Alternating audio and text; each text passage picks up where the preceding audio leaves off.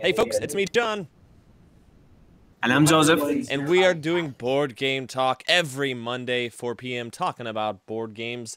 This week's special is Valentine's Day, or board games you can play with your loved one or family. Or families. Nice. Yeah, you don't have to be, in a relationship and whatnot. It can just be, we're focusing this on two-player games in particular, although there's some that have more, right? Yeah, definitely more, but cooperative games would be in that category. Nice. Before we get on our list, our game of the week is a very good game. Days of Wonder is one of the very well-known games called Small Realms. Small World. Small World. I'm sorry, Small World. My miss. You're thinking about the list.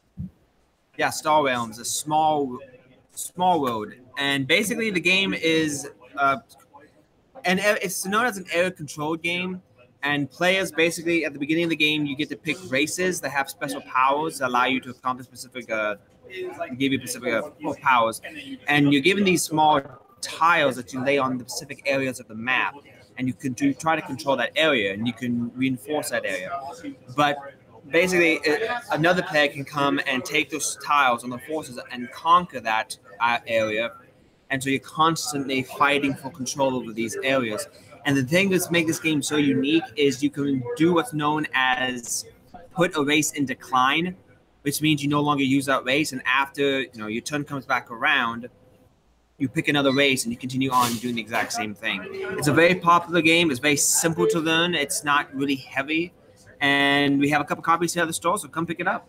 Yeah, I like that one. I especially like the fact that the different races, you have elves, you have giants, they all have different capabilities based on the terrain.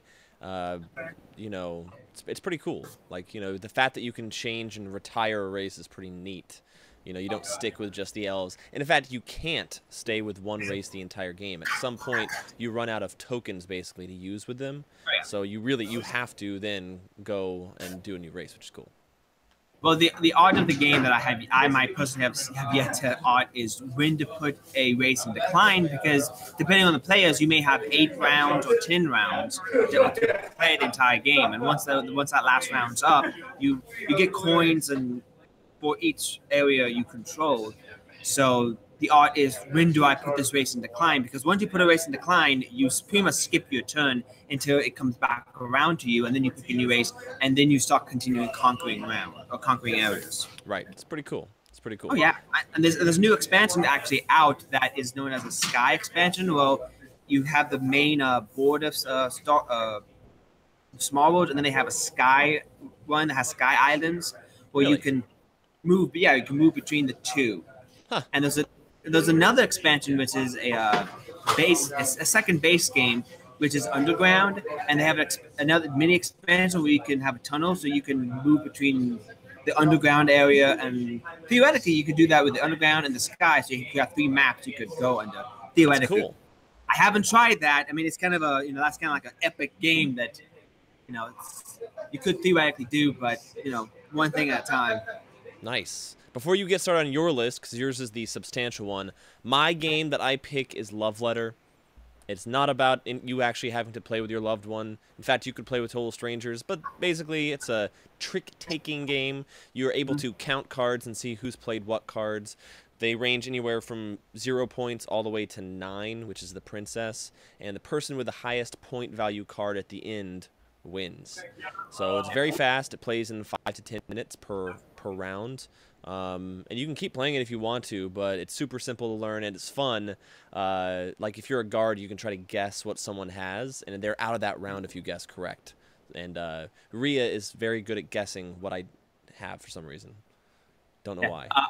Also, I think it's AEG, which is the board game company, came out with a Love Letter Premium, which is basically it adds more players. So instead of 4, you can have 8 players. It adds more roles to accommodate the 8 players, and the cards are also they go from the normal size cost to the terror size cost, a little bigger. Huh. So it's about it retails for about $30. The regular level is about 10. So if you want to add more players, you have that option available. And I really, I'm really looking forward to taking a shot at playing it. Nice. Cool. Oh yeah. All right, on to your list. Yes. So Here we go. So this is I picked games that pretty much caters to 2 players, and also cooperative, also something a bit simple that you can play with your loved ones or family, like we said. And the first game that I picked is, of course, a game called Timeline. This is a very simple game. Very simple. We all played it, and the concept basically is the timeline's all messed up, and you are trying to set it straight. And you're given a hand of cards, which is like 4 in your hand, and they're two-sided. One has an event, or in this case, you can see an invention up here. So you have an invention, and you have a date on the back. And when the game starts, you create a timeline with one card, and you have that date side up. And the objective is to take your card, and without looking at the date, you try to guess that invention, what time that or year that invention came out in. So is it, for example, if you turn over a card that's like, say, 1908, is this invention before 1908 or after 1908? And if you're correct, the objective is it's like Uno. You're trying to get rid of all your cards. So once you get the guess right, then you reduce your hand by 1, and it's really fun. But what makes it interesting is as the game goes on and the game expands, you have to be more precise with your guess, because you can't just guess. You have to guess between 2 dates. So if you have like a card that has 1908 and 1912, you have to figure out, is this card before those dates, in between, after? It's really fun. It's really interesting, and it's cool because you can learn stuff too. Oh yeah, dates are always fun. Oh yeah. It doesn't go down to like month of the day, but year's enough for a lot of people. Now, Asmodeus, the game company, also came out with a bigger game called a Timeline Challenge, which gives you a board, and it pretty much increases it gives you challenges. So it's kind of like a game show where you have a game board, and if you guess a specific card, you get specific points, and those points you get to move, and that's how many spaces you move. And if you land on a specific space, that's the challenge you have to take on.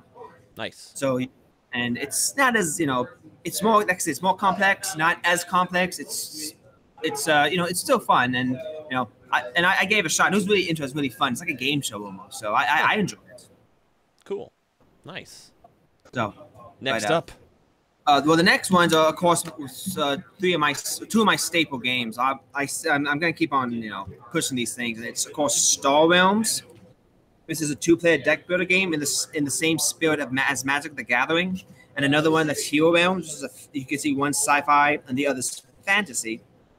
Basically, it's a combat, one-on-one game where you and your opponent is facing one another, and you're trying to defeat the opponent. And it's a deck builder game. So during the game, you're buying cards from a tableau, and you're trying to, you have a starting hand that's low power cards, some currency, and some combat cards, and then you're just trying to buy more powerful cards and defeat your opponent.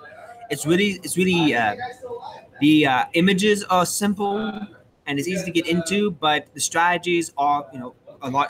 There's a lot to it when it comes to strategy. So it's a really fun game. Same thing with Hero Realms.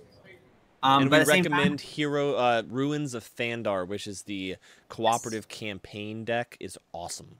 Oh yeah, and they also have, for Hero Realms, they also have character packs. They have 5, and the cooperative campaign deck is it caters to that. Yep. It basically suggests you buy those character packs, and if you want to play with loved ones or family, it's a perfect cooperative game. It actually has a storyline, campaign, and everything, so it's fantastic.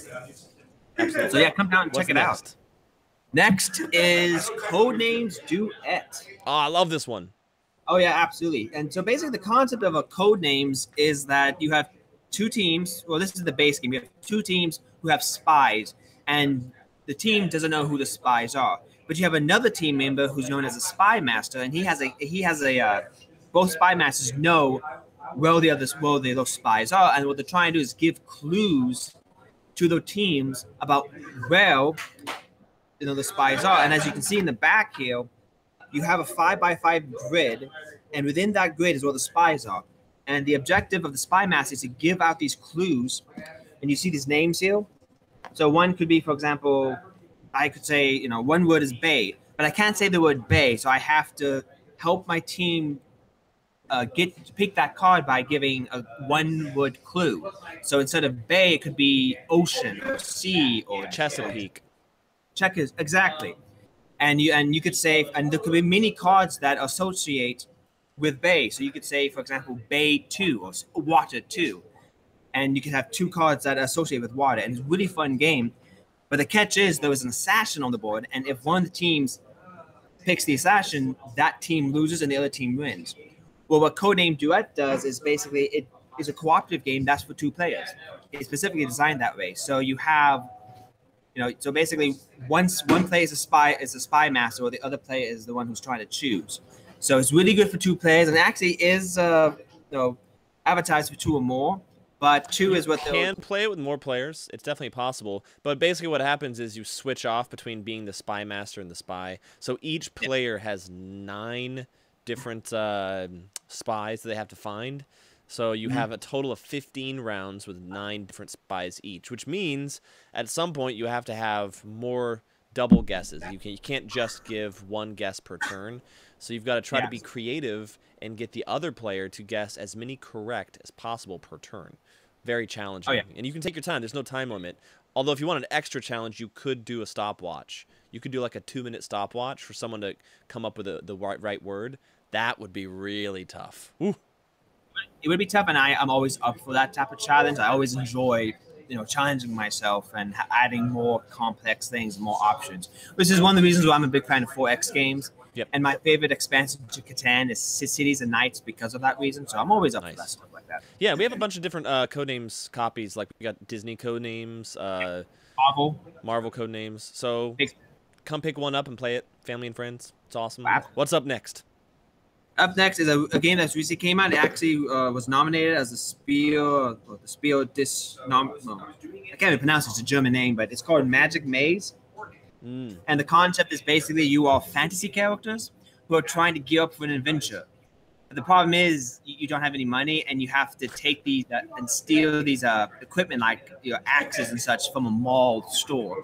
Nice. So it's known as a real-time game, which means you have a timer, like an hour sand, which is more like a minute.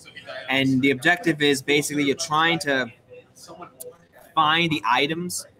And it's a tile laying game, so you're moving, and you have cards that give you directions, and basically it's like you're trying to help one another move your pieces in the right direction. And in some cases, you may not be able to communicate with one another, so you're relying on the other team to move your pawn in the right direction. So it really is a fast-paced, really interesting game, and it actually advertises for 1 to 8 players. So if you want to just do solo or do 2, you can do that. It's a fun game, and it's really I think I'm gonna pick that one up. Sounds good. Well, actually, I always picked it up, so I always have it, and it got the Dice Tower Seal of Excellence. So I live in Cincinnati, so I think I'll have to pick it up. Oh yeah. So or you can send it to me. Thank you. Okay. Yeah, we can. Sweet. What's up next? Next one is a horror theme game. So if you and your loved one or friend is a big fan of horror movies, I have a friend actually who is a big fan of horror. But this one I played with my brother, my older brother, last Christmas, and it's called Arkham Horror: The Card Game. It's a 2-player, a living card game, cooperative. And what a living card game means is that unlike a collectible card game where they come up with expansion packs that's randomized, these games come out with a expansion pack like every single other week or every month, and they just add on to it could be one campaign, and they keep on adding a deck that continues that campaign. And I think it comes with Fantasy Flight released it, and the Star Wars living card game just ended its run. So they basically that's done. So unlike a collectible card game, it's it follows that structure, but it's really fun because it does follow a narrative, it does follow a story, and you're going through a campaign, and you pick these characters, and the objective is to basically you're fighting monsters, and you're trying to collect clues and seal out basically realms to prevent the ancient ones from coming back. It's based in the Cthulhu mythos, H.P. Lovecraft. So it's really fun. It's basically they Fantasy Flight tried to take Arkham Horror, the board game, and reduce it down into, well, a card game, something simplistic. So like it's 2 players, it's really fun. And the thing I love about it really is the narrative aspect to it. It really just, the way that, it's a story and you're going through a story and it's just, the narrative is well told or the story is well told. So I really enjoyed it, and I wouldn't mind playing the game. Nice. Playing it, so yeah, I'll play it with you when I'm back down in March. Oh yeah. Yeah, that'd be fun. Right. You get to play detectives and fight things and escape. yeah. Fighting, investigate. you actually have to fight a boss at the end, and it is difficult. You have to balance between sanity and your stamina, which is of course a staple. It's like any relationship. Pretty much. Wow. No comment on that. So, but now the last game that we have is basically a game that one of our, I think a manager here he loves dinosaurs, and so he got this one for that, and this is called Raptors, and it's a 2-player game, and it's basically the concept is you have an island that has raptors on. You have a mother raptor and her children, and you have scientists who are coming on the island trying to capture the baby raptors. And the mother raptor is trying to, of course, defend the babies. And so you have one player playing the raptors, the other player playing the scientists. And the objective for the scientists is to capture 3 baby raptors. Well, the objective for the raptor player is to get 3 baby raptors off the board. And they do this by having a deck of cards that have special powers on it, and both players play at the same time. What makes this game fun is that whoever has the lowest number, that number activates first, and then the highest number gets a count to that. So it's basically just it's a cat and mouse game, basically. It's an interesting cat and mouse game for sure. As raptors, can you kill the kids? No, you tranquilize them. Basically, the scientists are trying to. No. Can raptors maul the kids to death, the families? No. There's only scientists. No. The concept is that the raptor mother has raptor children. There aren't random families it's not like Jurassic Park where there's just families walking around. No. Those scientists trying to capture raptor babies. I mean, that's what the concept is. Okay. I was hoping for a Jurassic Park thing. Well, they are coming out with a Jurassic Park themed game. Why didn't you tell me that first? Well, it's not out yet. Well, no, it's not out yet. Well, let's move on to the next game then. Oh no! Actually, that's it. That's it. I mean, that's yeah. Huh. So, I mean, there's other games. Actually, no, there's one more game I forgot to mention, and that's the Rivals of Catan, and it's been out for a while, but basically it's a Catan it's Catan the card game, and specifically designed for 2 players, and it's balanced out for 2 players. And you have actually 2 expansions. I played it. I really did enjoy it, and the objective is to get to about 13 victory points. And what makes this game fun is that as you have to expand your, of course, you get settlements and cities, but you get to add specific upgrades to the cities that give you special powers. And you're basically just trying to, be the first one to 13 points, and you get to do this through different, of course, victory point conditions and different ways of doing it. And so, yeah, cool. I enjoy Catan, but the thing about the base game, the original board game, it's not really suited for 2 players. It's best with 3 or 4. So this game, the Rivals of Catan, definitely is a good substitute if you just want to be head to head. So nice, awesome. Yeah, cool. Thanks, Joseph. Join us every Monday, 4 p.m. Board Game Talk. We will see y'all next time. Assuming I can actually see where my outro splash is. Where is it? I need my glasses. I can't actually see it. Well, vision's bad. Oh, there it is. Bye, everybody. All right, have a good night.